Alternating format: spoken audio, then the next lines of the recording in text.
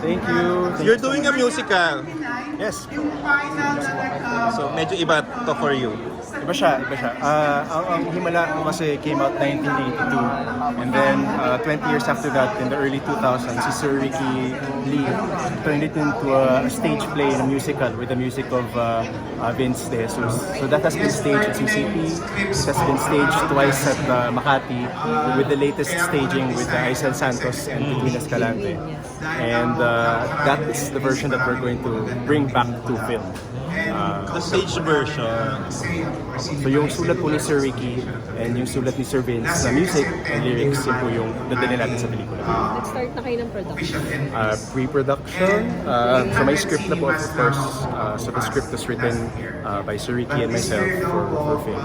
And then we should be shooting. Naka-pressure actually. But we want to get this right kasi well, the film itself is a classic, of course. So very big shoes to fill, honestly. But the musical kasi itself is very different from the film. Sa musical, ginawa ni Sir Ricky, mas multi-character siya. Mas in-explore yung town ng Kupang. And the themes of religion, of the intersection between money and politics and religion is so evident in this musical. I think it's high time na maibalik siya in film. Parang total lang si Elsa. It's not about her. Yeah, if you watch the musical, if you watch the musical, focal points si Elsa. Yes, focal. But we get into the characters of Chayong, of Nimia. We get into even the mom. So it's a really good exploration of the town. Ibang-iba naman to from Gumburza. Pero excited ka. Iba rin excitement. Opo, iba. I think with every film gusto kong medyo iba. So after Gumburza, may short film ako na horror which was at the Manila Film Festival last month. And then, thank you. So here. Bakit mo naisip na ilagay ito sa MMFF? I mean, you and your producers. Ever since I saw the stage play, I have always been inspired by it. Parang sabi ko, if there's one film na gusto kong gawin, na ready na gawin dahil may script na existing na siya, it would be Himala, isang musical.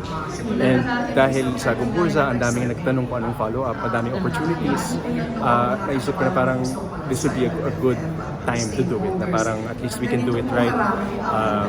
And grateful ako na napasok siya sa inyo. Handa na kayo ma-compare dun sa Nora Honor film. Yung gano'n, syempre. Hindi talaga maaalis yun. Pero as a filmmaker, I believe kasi na ibang-iba yung musical sa film. Si Sir Ricky's libretto for the musical really transformed the material. So This is also part of it naman no? Kasama naman siya Nag-expect na kayo parang very new generation hindi ko masasabi yun. Actually, nagulat rin ako nung sa Gumburza. Yan yung tanong paano makaka-relate ang Gen Z? And we just made the film the way I felt, or the way we all felt it should be made, and surprisingly naka-relate ang Gen Z. So, we'll see. And nabanggit niyo po yung Gumburza. So, is there a pressure ba from Gumburza to this Himala na magka-blockbuster din and magkaroon ng marami? Well, honestly, ang pressure talaga is dapat maganda kasi ang source material ng Himala is a classic. 3 national artists, Ishmael Bernal, Nora Honor, Ricky Lee. It's such an important story sa kultura natin kasi sinasalamin niya kung sino tayo, our relationship with our faith, our relationship with each other. Napaka-important siya for our culture na we really have to get it right. So yung pressure is, ako yung number one na who's putting pressure on myself. Lastly, Thank you.